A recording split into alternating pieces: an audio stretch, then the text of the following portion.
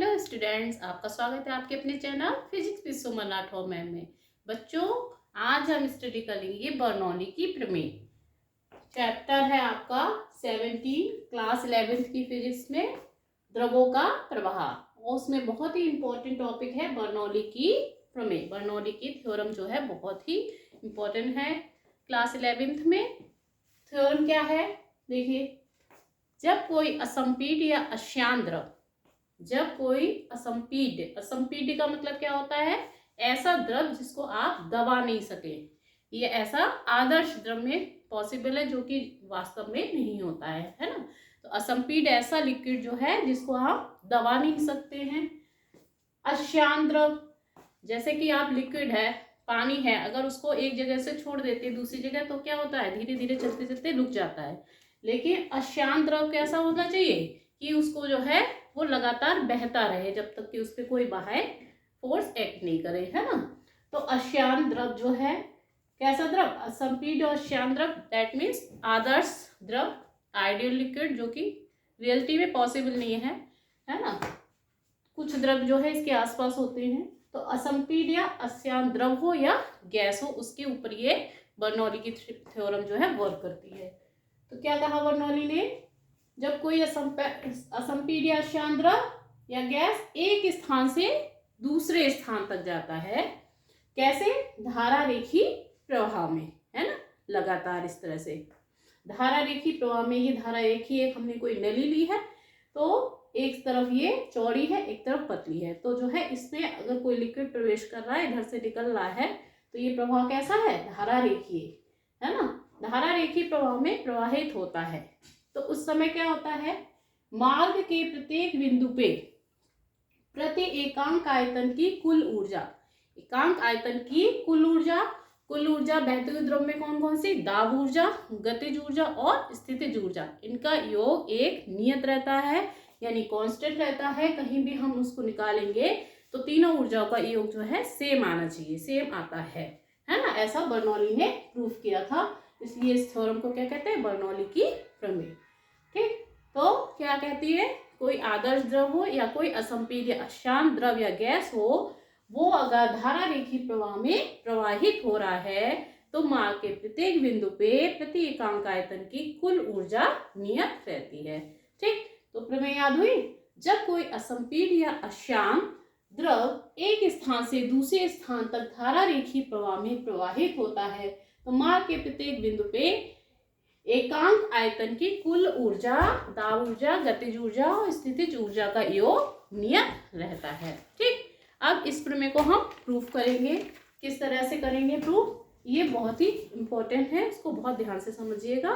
ठीक, तो कुल ऊर्जा, प्रति एकांक आयतन की कुल ऊर्जा हम निकालेंगे। कौन कौन सी ऊर्जा, दाब ऊर्जा, गतिज ऊर्जा और स्थितिज ऊर्जा, दो पॉइंट को ही ले लेंगे, उन पर निकालेंगे और देखेंगे तीनों ऊर्जाओं का योग जो एक पॉइंट पे है वही दूसरे पॉइंट पे है। अगर ऐसा है तो ये बर्नौली प्रमेय आपकी प्रूफ हो जाएगी। तो इसके लिए हमने एक धारा रेखी नली ली है, इसमें कोई लिक्विड फ्लो कर रहा है, बह रहा है, एक्स सिरे से कहाँ, वाई सिरे पे निकल रहा है, एक्स सिरे से एंटर कर रहा है और वाई सिरे से बाहर निकल रहा है। अब देखिए, इसको हमने, जो ये नीचे धरातल है, जमीन है, तो इधर इसकी हाइट रखी h1 और इधर हाइट है इसकी h2। इस तरह से नली रखी हुई है, इधर ऊंचाई कितनी है h1, इधर ऊंचाई कितनी है h2 है। ठीक, अब ये बह रहा है तो यहाँ x सिरे पे इसका वेग है v1, y सिरे पे इसका वेग है मान लिया v2। ठीक, अब यहाँ इस पॉइंट पे इसकी अगर दाब ऊर्जा हम ले लें p1 और यहाँ y सिरे पे दाब ऊर्जा ले लें इसकी क्या, p2 मान ली। ठीक, यहाँ वेग जो है द्रव का कितना है v1, यहाँ v2, दाब ऊर्जा p1, यहाँ p2, यहाँ पे ऊंचाई कितनी है h1, इधर ऊंचाई कितनी है y सिरे पे h2, और जो एरिया है इसका हमने ले लिया यहाँ पर a1 और यहाँ का एरिया इस सिरे का ले लिया a2। ठीक, तो देखिए यहाँ पे एरिया ज्यादा है, हाँ, मोटी है नली, और इधर एरिया कम है, a2 का मान कम होगा, है ना, a1 का मान ज्यादा होगा। और एक चीज और देखिए, जब लिक्विड इधर एंटर कर रहा, प्रवेश कर रहा है, तो यहाँ चौड़ाई ज्यादा है। ठीक, इधर नली पतली हो गई है, तो द्रव का प्रभाव कहाँ पर ज्यादा होगा, एक्स पे वाई पे ज्यादा होगा। यहाँ पे तेजी से निकलेगा, यहाँ धीरे धीरे एंटर करेगा लिक्विड, और यहाँ पर तेजी से बाहर आएगा, यानी कि V2 का मान ज्यादा होगा V1 से, है ना। आवर्तता का सिद्धांत से पहले आप पढ़ चुके होंगे। तो जहाँ क्षेत्रफल कम वहां वेग ज्यादा, जहाँ क्षेत्रफल ज्यादा वहां वेग कम होगा। ठीक, और प्रेशर P1 जो है, और इधर कितना है, P2 है। ऊंचाई H1 और इधर H2 है। ये क्लियर हो गया। तो आप लैंग्वेज क्या लिखेंगे, जब कोई जो है द्रव, आदर्श द्रव किसी धारा रेखीय नली से बह रहा है, तो उसके दो पॉइंट एक्स रे और वाई सिरे पे, एक्स रे पे दाब P1 है, वाई सिरे पे दाब P2 है। एक्स सिरे का क्षेत्रफल A1, वाई सिरे पे क्षेत्रफल A2 है। इधर द्रव का वेग V1, इधर V2 है। तो बच्चों क्लियर होगी लैंग्वेज। ठीक, अब इधर से जो लिक्विड प्रवेश कर रहा है और इधर बाहर निकल रहा है, तो यहाँ पर 1 सेकेंड में वो V1 दूरी तय कर रहा है, और यहाँ 1 सेकेंड में V2 दूरी तय कर रहा है। तो एक्स सिरे पर 1 सेकेंड में एक्स सिरे पे जो प्रवेश कर रहा है द्रव, उस पर कितना कार्य किया जा रहा है, 1 सेकेंड में एक्स सिरे पर प्रवेश करने वाले द्रव पर किया गया कार्य बराबर क्या होता है, बल गुणा दूरी। क्या होता है, बल गुणा दूरी। ठीक, अब यहाँ पे बल कैसे निकालें, एक फॉर्मूला आपने और पढ़ा होगा, दाब बराबर बल बटे क्षेत्रफल। पढ़ा है, दाब बराबर बल बटे क्षेत्रफल। ठीक, तो यहाँ से बल बराबर क्या हो जाएगा, दाब गुणा क्षेत्रफल। बल बराबर क्या लिखेंगे, पहले कार्य बराबर हम लिखेंगे बल गुणा दूरी, और बल बराबर हम क्या लिखेंगे, दाब गुणा क्षेत्रफल गुणा दूरी। दाब कितना है यहाँ पर, P1, क्षेत्रफल कितना है यहाँ पर, A1, और 1 सेकेंड में दूरी कितनी चल रहा है, द्रव V1, यानी कि एक्स सिरे पे जो द्रव पे कार्य किया जा रहा है 1 सेकेंड में, वो कितना है, P1 A1 V1। कितना है, P1 A1 V1। ठीक, ऐसे ही वाई सिरे पे देखो,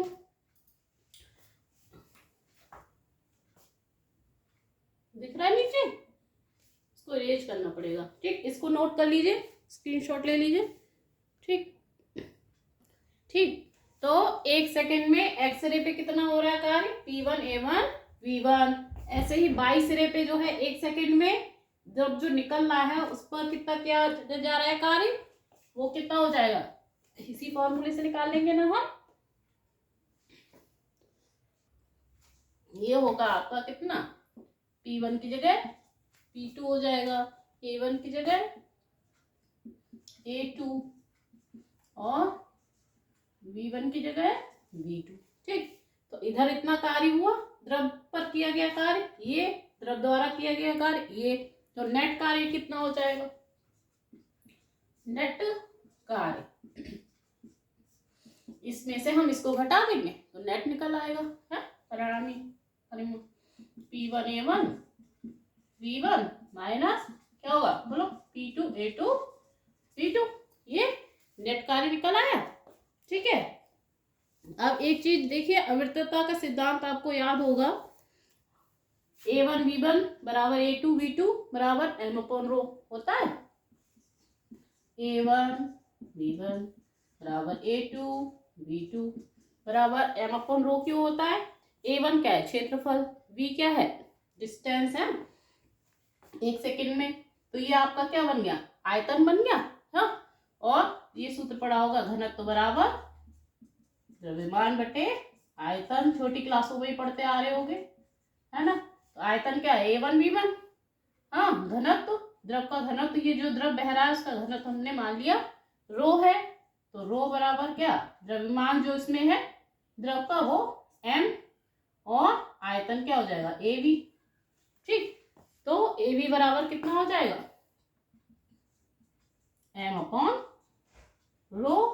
ठीक, यानी कि इसकी जगह हम m/ρ लिख देंगे, इसकी जगह m/ρ लिख देंगे, P1 m/ρ minus P2 m upon rho. m upon rho common आ गया, अंदर क्या रह गया, यहाँ से P1 और यहाँ से P2। तो नेट कार्य कितना निकला आपका, m अपॉन रो P1 माइनस P2। अब इस इक्वेशन को हम मान लेंगे इक्वेशन 1। ठीक, इसको जो है ध्यान रखिएगा, इक्वेशन 1 ये निकल के आई है। ठीक, नेट कार्य हमने निकाला, इधर से जो लिक्विड जा रहा है उसने कितना कार्य किया, इधर कितना हुआ, और उसमें से परिणामी कार्य हमने ये निकाल लिया m अपॉन रो P1 माइनस P2। इसको इक्वेशन 1 डाल दो। ठीक है, अब इसमें आगे हम करेंगे।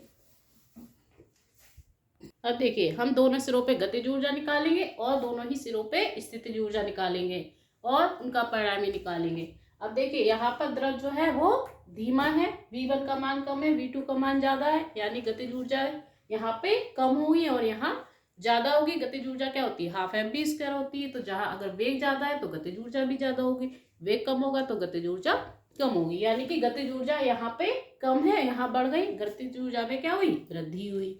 और देखिए स्थितिज ऊर्जा, देखिए यहाँ ऊंचाई ज्यादा है, यहाँ ऊंचाई कम है, तो स्थितिज ऊर्जा क्या होती है, mgh। पिछली क्लास में ये सारे सूत्र आप पढ़ चुके होंगे, है ना। तो गतिज स्थितिज ऊर्जा यहाँ h ज्यादा है तो यहाँ स्थितिज ऊर्जा ज्यादा हुई, यहाँ स्थितिज ऊर्जा कम हुई, यानी स्थितिज ऊर्जा में कमी हो रही है और गतिज ऊर्जा में वृद्धि हो रही है। अब हम निकालेंगे कितनी हो रही है। तो इस सिरे पे गतिज ऊर्जा कितनी है, x सिरे पर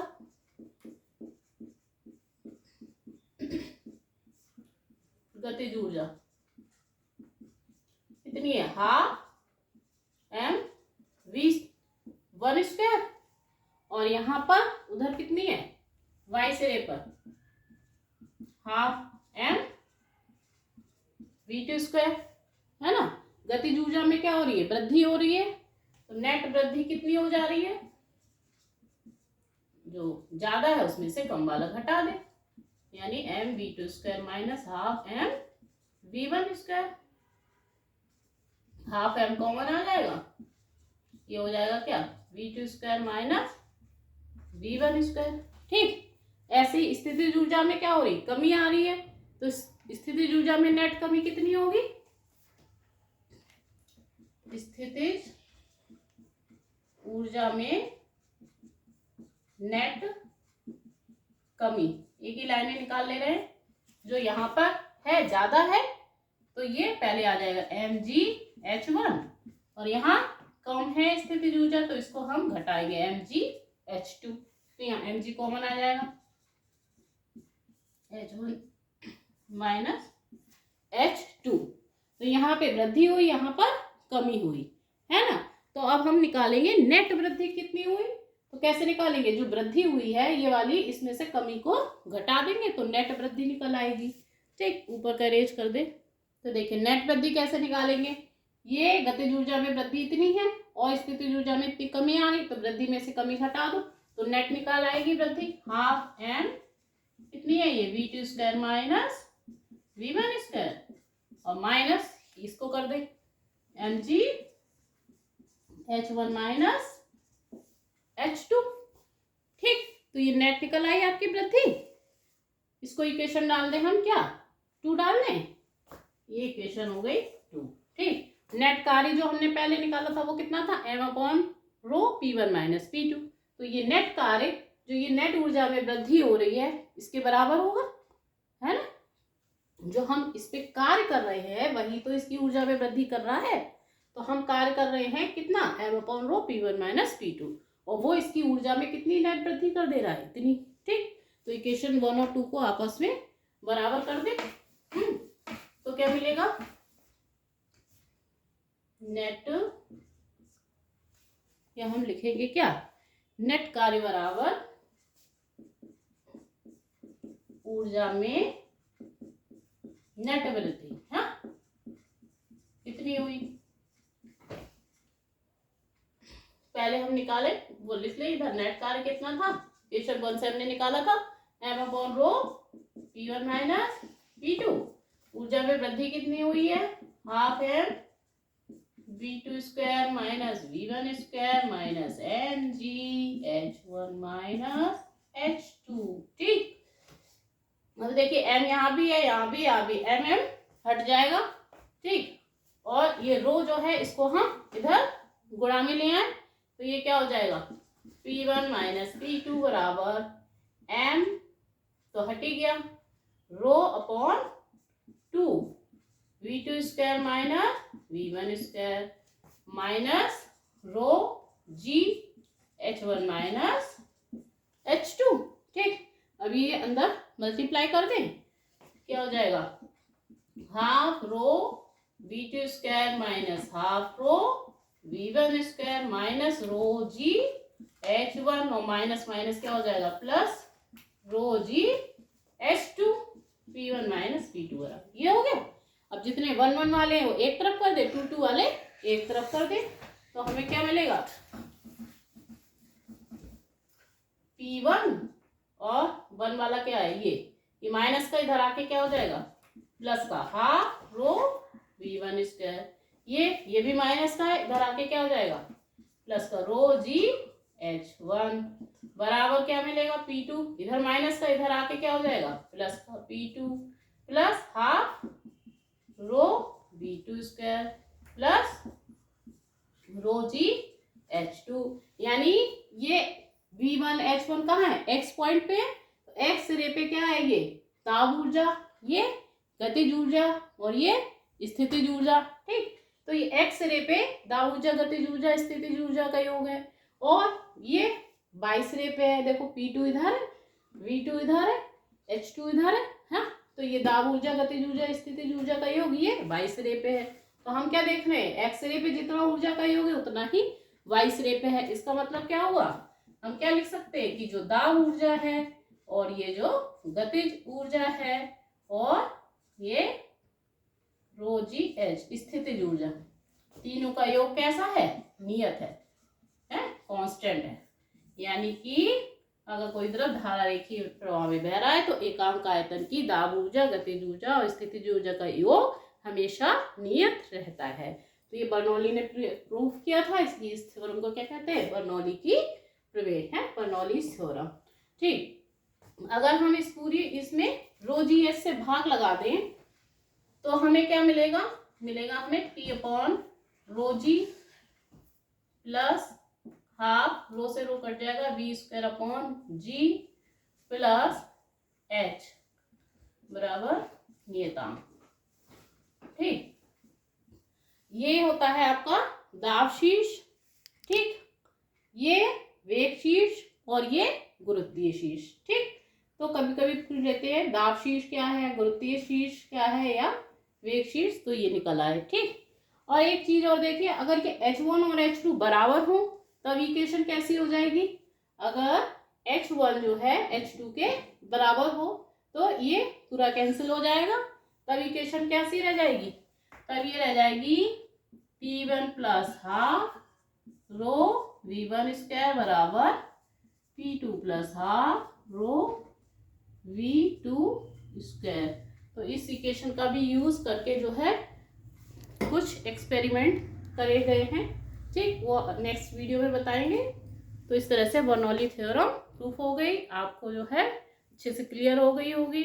वीडियो अच्छी लगी हो तो लाइक करें, शेयर करें, चैनल पे नए हैं तो चैनल को सब्सक्राइब करें। Thank you.